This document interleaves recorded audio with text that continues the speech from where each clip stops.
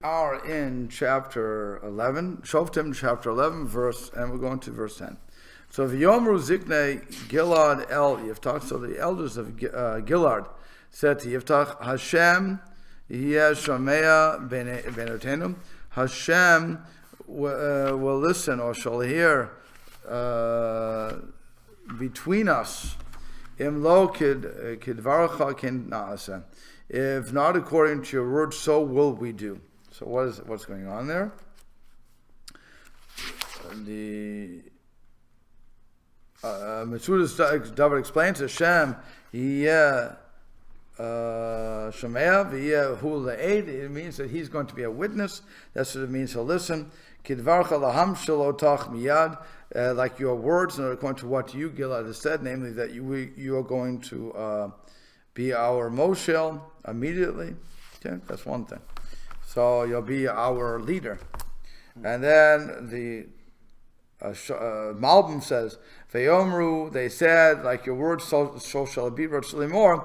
Simuhu l'rosh tekef b'vo l'gilad. That, again, following what Rashi, Mr. Dov was saying, that they will appoint him as the head immediately when they come to Gilad. Okay, fine. So that seems to be pretty good. They've decided that they're going to listen to Yiftach, and they're going to prove their love for him by appointing him as leader right away. Vayelech Yiftach im ziknei Gilad. So Yiftach went with the elders of Gilad, v'yasimu ha'am oto alehem l'rosh l'katzin, and the nation appointed him as a head and as a chief. Vayidaber Yiftach akol v'arav lifnei Hashem b'mizpah. So Hashem and Yiftach spoke all of his words before Hashem in Mitzpah. What does that mean? What does it mean he spoke his words before Hashem? Any guesses?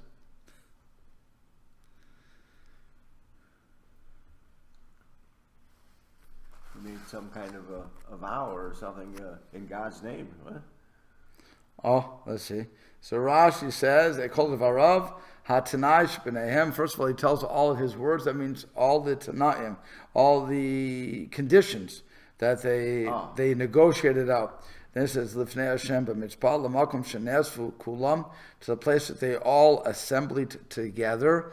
And what happens when that happens? So it says, Shashechina Shora al rov ad, that when the congregation is all connected together, you have everybody there, so the divine presence rests upon the majority of the congregation, which is why when we're counting out people, when we see we have 600,000 Jewish males above the age of 20, okay, so then the divine presence of God rests upon that assembly.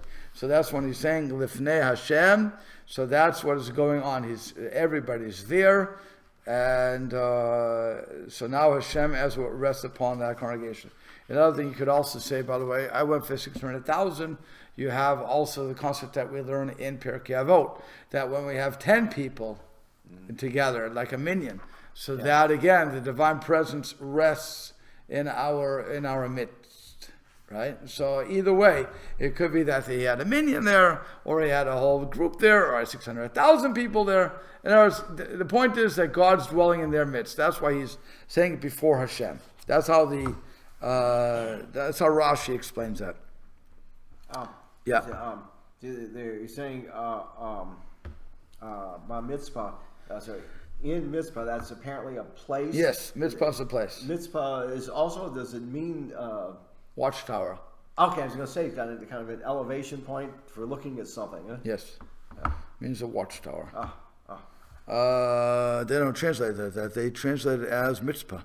Yeah, but it's. So how do we really understand? Is that what it means, or is it the name of a place? No, it's a place. Name of a place. Yeah, that's because Rashi's. I don't think anybody's saying it's a watchtower. So maybe it was named that because of the elevation or something. Yeah, could have been. Right. Yeah. And why I say that, because I'm thinking when we visited, when we went to the Negev, we went to the the great crater, the Maktesh, the town, a little development right there is called Mitzpah Ramon. Okay. I think it says something like an observation point for. Well, again, everybody's saying, Rashi, the Mezuzah David, is saying that Mitzpah is a place where they all gathered to it. Yeah, So, but yeah. it seems to be also a place name. Mm-hmm. So, I'm not sure. Well, that's like Gilad also. Right. And so, Malbim is also saying they made him here it is. This is what it says. They went and they appointed him as a king. Shebacharuhu Tekev Rosh. They immediately chose him to be the head, V'gam Lekatzim Mipnei Malatom, and also the chief because of his elevated status. Vaydaber Yiftach, I call it Vrim Lifnei Hashem. So Yiftach spoke before, all these words before Hashem, Atana, Imahem Mishpatei Areshit, Kamash Tikiyah Memshala, he told him the condition that, and all the judgments, the beginning judgments, conditions, that in order for him to reach his status of rulership, Kamosha Diber Shmuel Lahem et Mishpatem Lucha, just as Shmuel would tell them I'm not saying the Mishpatei Malucha is the rules of putting a king up in the time that they're going to have a king. So the truth is that the Malbim doesn't even address the question of before Hashem. He assumes that you read the Rashi. Oh. Yeah. And so he doesn't get into that. Yeah. Okay. So next verse, 12. Vayishlach Yiftach l'malachim. So Yiftach sent out messengers. El Melech b'nei Amon lemor, to the king of b'nei Amon, the people of Amon, saying, Mali v'lach. What's to me and to you? Kivata Eli, that you are coming to me, that you came to me, lehilachem ba'artzi, to fight in my land. So okay, it's interesting. Mali v'lach. What's that problem? What's your problem, basically? Okay, any questions there?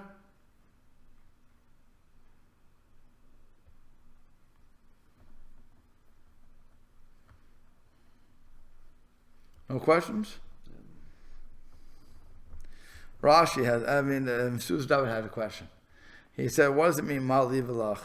What is it to me what is to me and to you? So he says, Maha Eva v'hesin. What is this hatred? Two types of deep hatred and other type of hatred between us. Ma'ali alacha. What do I have on you? Ma'alacha alai. What do you have on me? Lefi shemanuhu l'rosh. Because they appointed him the head, Tala Davar Ba'atzmo. He's putting it all on himself. Notice when he says Mali, he's not representing just himself, Yiftach. He's representing the Bnei Yisrael at this point. What do you, Bnei Amon, have against us, Bnei Yisrael, that you've decided to attack us? So he's sending out a diplomatic missive, as it were, trying to say, hey, what do we need to fight for? Let's talk about this, huh? Correct. So he gives them malachim, he gives his messengers that sort of thing to say what's going on. And so the Malbim says, because war is between, again, two kings. So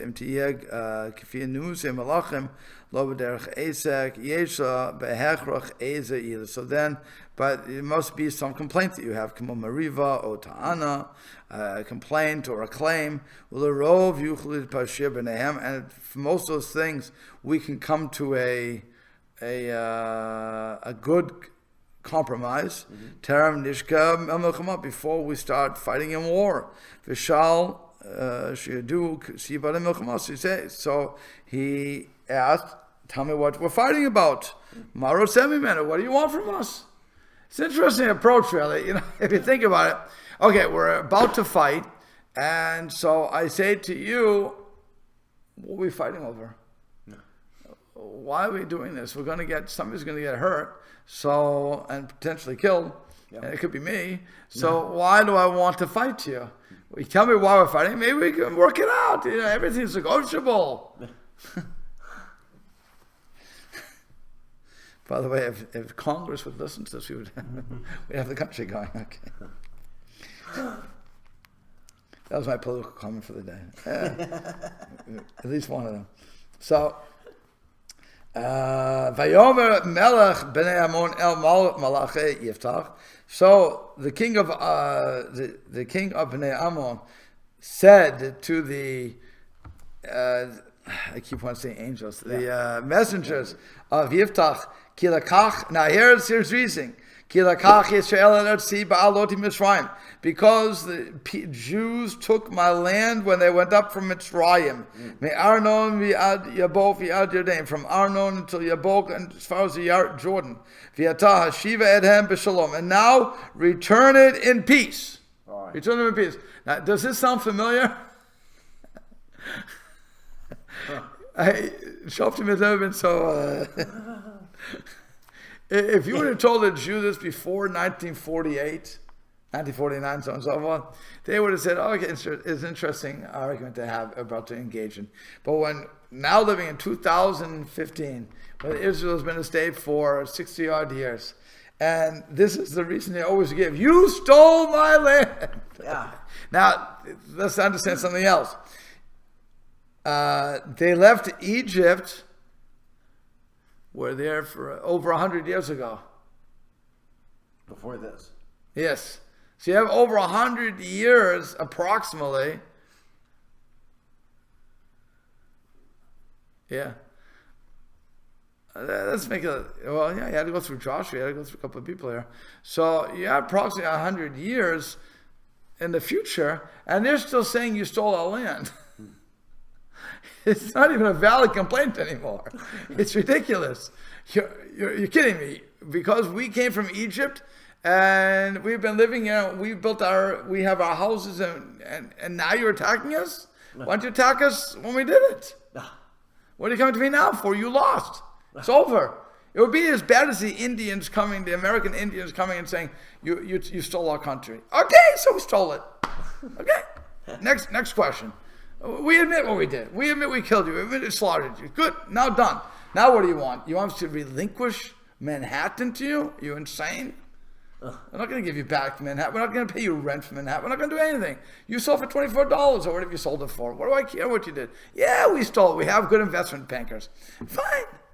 But you don't come to me 100 years later or even 20 years or 40 years later. You don't come to me like that. It's not worth it. You're going to make a milchama for me. We hear about buyer's remorse. There's seller's remorse too. Yeah, but I'm saying, but once you've done it, and you have nothing to really hang your hat on, you call it a day. You've been ripped off. Done. You don't hold a grudge. By the way, there are people who hold grudges. I know from because I remember talking to some people. There's a rip-off artist in this area. And people were ripped off by many years ago, and they still, have a grudge against that person. And I'm thinking, okay, you can hold your grudge. I mean, it's really hurting you more than it hurts the other guy. The other guy's probably rotting in jail, and even if he's out, so he did his time. All these guys, the guy who was in the 80s, I guess, Boski, I think it was Boski. Madoff? No, Madoff is recent. Boski, yeah. So he ripped people off. There was the inside trader, right? Yeah. So what happened? He went to jail. He did his time. Sit. I've done my time. I'm out. Now, what do you want from me? I should pay back? I already paid. You punished me. I did what I was supposed to do. You're going to still hold your grudge because you lost your money? That's your stupidity. I can't help you. Okay, so right here, now, by the way, I have compassion on the people who lost their money, don't get me wrong. But you're wasting your time. So that's what's happening here. The Bnei Amon is arguing that you stole our land. Okay. So Malbim explains, Hodia lo, they informed him, Sheish Lotana, they have a claim on the land. Shahit to the Moab, that it belonged to Moab originally. Tam Shekav Shasichon, before Sichon had conquered it. Verotzi Sheshuva Harim El Baaleim, and they wanted the land, the cities that belonged to the original owners to be returned. Kafish Anira Hayamelech Ben Amon Moshel. That it appears that the king of Amon was ruling over the land of Moab. V'tan ba'ad Moab, and they are claiming on behalf of Moab, Shalachu Artso, that the Jews took his land.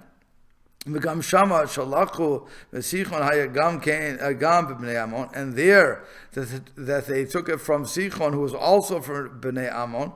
K'moshe Katuv, like it says, Sichon, the king of Amon. Okay, so one is that we're hearing that Bnei Amon stole it from somebody else. Okay, let's not forget that. Okay, so now Vayosef od Yiftach. So Yiftach again continues Vayishlach Malachim, and he sent the ambassadors, these messengers, El Melch Bnei Amon, to the king of Bnei Amon. And he said to him, in other words, by the way, if you look, it says Vayishlach Malachim, so really it should say Vayom Rulo, right? If you look at verse 15, it should say Vayom Rulo, not Vayom Rulo. Oh. Because it's them, and they even say Ko Amar Yiftach, it says Yiftach. So by logic it should say Vayomru, not Vayomer. So why would it say Vayomru? This is a thing we've seen many times. Because we're looking at them as a group. We're looking at the Malachim as a group. So as a single unit. So they can become a Vayomer. That's a simple way to deal with that. Yeah. Okay. Vayomer lo, so again, they said to him, or he said to him, Ko Amar Yiftach. This is what Yiftach says. Lola Kach Yisrael et Eretz Moab. Bnei Israel did not take Eretz Moab, the Eretz Bnei Amon, or the land of Bnei Amon. So Malbim explains that Tan Arba'atod. Yiftach is going to make 4 claims. 1, Shishel lo lakach me'eretz Moab u'Bnei Amon mu'umat. One is that the Jews did not take from the land of Moab or from the people of Ammon anything.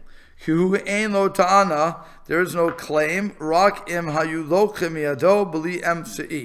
only time you can have a claim that I stole it from you is if there is no intermediary. And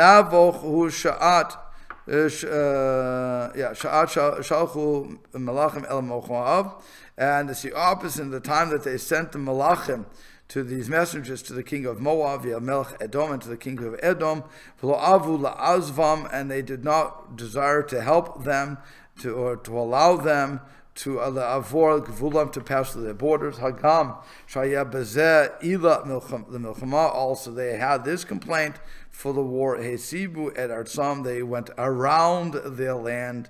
V'lo ba'u begavul Moab, and they did not come into the borders of Moab. Ki Arnon haya gavul Moab b'yamim, because Arnon was the borders of Moab in those days. So that's number one. We didn't go into the land.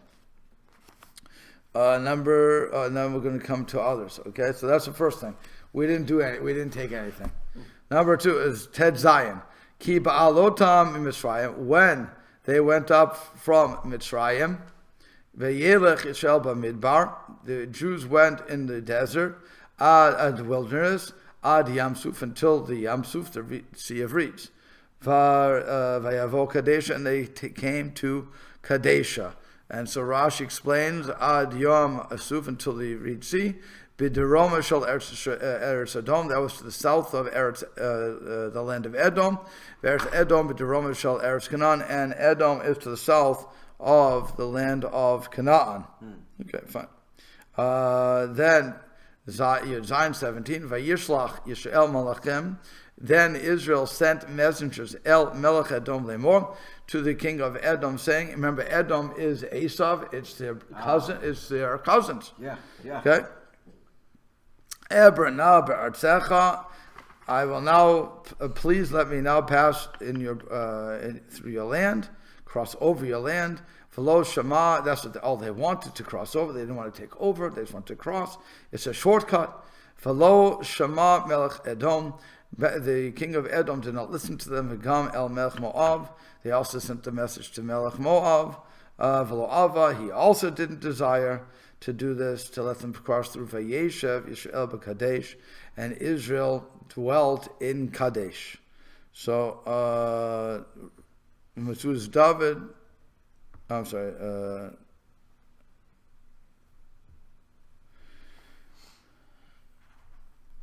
okay, we didn't get to yet. Fine. So then Vayelech Bamidbar, and they went in the wilderness, Vayasav at Eretz Edom, at Eretz Moab, and they went around the land of Eretz, went around the land of Edom, went around the land of Moab, Vayavo Mizrach Shamish, Eretz Moab, and they came to the east of the sun, on the east. I'm guessing they want to just translate that too. And let me just see. To the east of the land, right? Okay. The Eretz Moab. That's interesting. Mizrach Shamish means from the east of the sun, but they're just using that in translation to the east, right? That's in verse 18. It's just to the east, to the east of the land. Yeah, that's all. So they're just translating one word, Mizrach Shamish, as east. Okay, and Moses David says to the east of Moab. Okay. So the Eretz Moab, to the east of Moab, Yachanun, Be'ever Arnon, and they camped in the plains of Arnon, V'lo Ba'u, B'Gevul, Moab, and they did not come to the borders of did not come to the border of Moab, Ki Arnon Gevul Moab, because Arnon was the border of Moab. So Rashi says,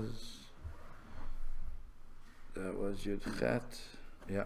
Rashi says that they went to the wilderness, Min Amarav, the Mizrach, from the west to the east. The Meitzer, Deromi, on the southern border of Eretz Edom, and Moab, V'yasav Eretz Edom. They went around Eretz Edom, of the whole south. They had Eretz Moab, again further south. Kishiyagir, the Mikso of Derom Mizrachim, when they came to the southeastern side, Pana El Asafon, they turned to the north. Lusvov at Meitzer his Mizrachi, to go around the eastern border. Yavov Mizrach Shemesh, they came to the east of the land of Moab. Yachanu be'ever Arnon, and they encamped in the plains of Arnon. The Sof Mizracha, which is at the end of the east of the land of Moab. V'sham Hitchila Eretz Sichon ve'Og, and that's where the land of Sichon and Og begin. V'chavshu Ever Yardim Mizrach Eretz Canaan, and they conquered the plains of the Jordan on the east of the land of Canaan. V'avru Yardim, they crossed over the Jordan. V'nichnasu la Eretz Canaan derech Mizrach, and they would enter into the land of Canaan through the eastern passage. Okay. I ran out of time.